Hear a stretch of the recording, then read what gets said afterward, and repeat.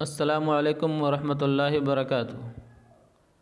अज़ीज़ तलबा व तालिबात, आज हम जमात नहुम की मज़मून साइंस और टेक्नोलॉजी में अमली खाका की नंबर 13 ब्रिज कोर्स का अमली खाका नंबर 13 देखेंगे।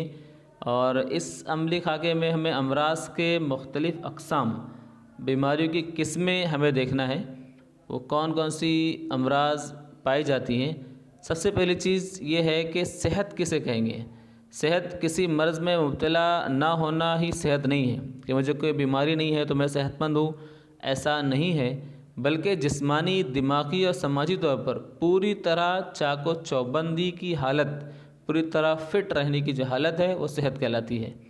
कि जिस्मानी तौर पर भी, दिमागी तौर पर भी और समाजी तौर पर भी पूरी तरह चाको चौबंद हैं तो हम सेहतमंद हैं। मर्ज़ किसे कहते हैं? जिस्मानी या नफ्सियाती तौर पर जिस्म के अहम हयाती अफ़आल में रुकावट पैदा करने वाली हालत को बीमारी कहते हैं।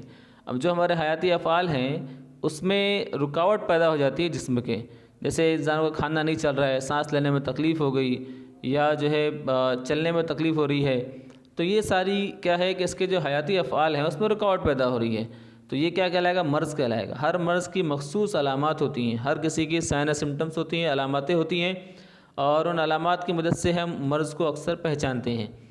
और अमराज़ की किस्में, अमराज़ की दो किस्म दी गई है, पहले मुद्दत के लिहाज से और वजूहात के लिहाज से।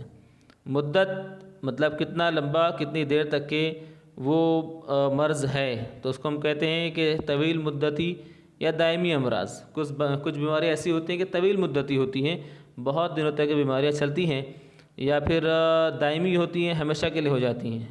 और शदीद अमराज़ मतलब बहुत जो है बहुत ख़तरनाक मर्ज़, ये अमराज़ की किस्मों में मुद्दत के लिहाज से और वजूहात के लिहाज से दो तरह के हैं। मौरूसी अमराज़ मसलन डाउन सिंड्रोम, और इक्तिसाबी अमराज़। मौरूसी किसे कहेंगे? जो विरासत से, माँ बाप से जो मर्ज़ चला आ रहा है वो मौरूसी मर्ज़ कहलाएगा। और इक्तिसाबी मतलब हमें जो है वो अभी कहीं और ज़रिए से वो मर्ज़ लाहक हुआ। तो इस मर्ज़ में दो तरह के मर्ज़ हैं, मुतादी अमराज़ और गैर मुतादी अमराज़। मुतादी मतलब उसकी वबाई भी हम लोग कह सकते हैं, मसलन ज़ुकाम, इन्फ्लुएंज़ा, डेंगू वगैरह, ये मुतादी अमराज़ हैं, ये फैलने वाले अमराज़ हैं। और गैर मुतादी क्या होते हैं? मसलन ज़ियाबतीस, डायबिटीज़ हम जिसे कहते हैं, अमराज़ क़ल्ब, दिल की बीमारियाँ, ये गैर मुतादी अमराज़ हैं। अब मुतादी अमराज़ छूत की बीमारियाँ, मुतादी मतलब उसको हम लोग छूत की बीमारियाँ भी कहते हैं। तो आलूदा हवा, पानी, ग़िज़ा या मर्ज़ बरदार हशरात और हैवानात के ज़रिए फैलने वाले अमराज़ मुतादी अमराज़ कहलाते हैं। मिसाल के तौर पर तप्तिक, यरकान, पेचिश, हैज़ा, मियादी बुखार वगैरह। मियादी बुखार मतलब एक मुद्दत तक के जो बुखार चला रहा है, ये छूत की बीमारियां हैं। अब मौजूदा दौर के कुछ अहम अमराज़, फ़िलहाल इस ज़माने के अंदर कुछ बीमारियां ख़ास तौर पर ज़्यादा करके चल रही हैं, जैसे कि डेंगू, एडिस एजिप्टी नाम के मादा मच्छर के ज़रिए डेंगू नामी मुतादी मर्ज़ फैलता है। एडिस एजिप्टी इस नाम के जो मादा मच्छर होती है, इस मच्छर के काटने से मर्ज़ होता है। ये मर्ज़ फ्लीवी वायरस की किस्म डेन41 वायरस से होता है। और उसके बाद है स्वाइन फ्लू। फैलाव की वजूहत क्या है स्वाइन फ्लू की? कि स्वाइन फ्लू खिंजीर और इंसानों के ज़रिए फैलता है। स्वाइन फ्लू खिंजीर के ज़रिए और इंसानों के ज़रिए फैलता है। दूसरा दिया, स्वाइन फ्लू वायरस का फैलाव मरीज़ के नाक और गले के अफराज और थूक के ज़रिए होता है। ये इन अफराज से मर्ज़ इंसान को लाक होता है। आगे दिया एड्स। एड्स क्या चीज़ है? इसका फुल फॉर्म है एक्वायर्ड इम्यूनो डिफिशिएंसी सिंड्रोम। इंसान में HIV human immuno deficiency virus की वजह से होता है। ये HIV की वजह से ये एड्स लाक होता है। इस मर्ज़ के लाक होने से इंसान की क़ुव्वत मुदाफ़ियत में कमी आती है, जो उसकी इम्यूनिटी पावर है या जो उसकी डिफेंसिव सिस्टम है वो क्या हो जाता है? कमज़ोर हो जाता है और मुख्तलिफ़ अमराज़ का शिकार हो जाता है। इसकी वजह से और भी बहुत सारी बीमारियाँ उसे हो जाती हैं। हैवानात के ज़रिए मर्ज़ का फैलाव, कुछ बीमारियाँ ऐसी होती हैं जो हैवानात के ज़रिए फैलती हैं, जैसे सगज़ीदगी वायरस की वजह से होती है। ये वायरस की बीमारी है इस मर्ज़ के मुतासिर कुत्ते, अब उस मर्ज़ का मुतासिर अगर कुत्ता है, सगज़ीद वायरस वाला मर्ज़ उस कुत्ते के में मौजूद है, या खरगोश या बंदर या बिल्ली वगैरह के काटने से इंसान को यह मर्ज़ लाहक होता है, सगज़ीदगी के जरासीम आसाब के ज़रिए दिमाग में दाखिल होते हैं। अभी ये जो जरासीम हैं ये हमारे दिमाग में दाखिल हो जाते हैं और इंसान दिमागी तौर पर कमज़ोर हो जाता है। आइए मशक़ करें। आपके इलाके में बरसात के मौसम में होने वाली बीमारियों के नाम लिखिए। तो हमारे इलाके में अक्सर बरसात के मौसम में लोग देखते हैं कि डेंगू है, हैज़ा है और जो है मलेरिया है। इस तरह की बीमारियां जो बारिश के मौसम में होती हैं। मुतादी अमराज के फैलाव के ज़राए कौन कौन से हैं?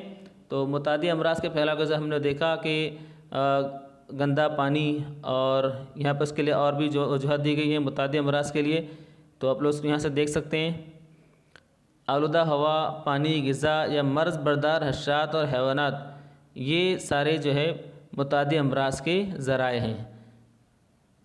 इंटरनेट की मदद से छोटी चेचक स्मॉल पॉक्स, इस मर्ज़ की वजूहात, अलामतें और इलाज लिखिए।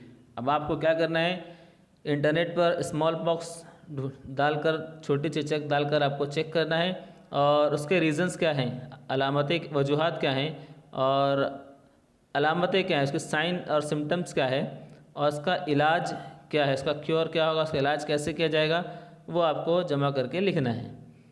तस्वीर में जमा शुदा पानी कहाँ कहाँ पाया जाता है और इससे किस तरह के नुकसानात हो सकते हैं, ये दिखाया जा रहा है कि जमा शुदा पानी कहाँ कहाँ होता है। कि अक्सर हमारे गमलों वगैरह के अंदर हम जो गमले रखते हैं तो पानी के अंदर जो पौधों के लिए, तो उस पौधों के अंदर ज़्यादा पानी डाल देते हैं, उसमें पानी जमा रहता है। उसके अलावा रास्तों पर गड्ढे होते हैं, उन गड्ढों के अंदर पानी मौजूद होता है।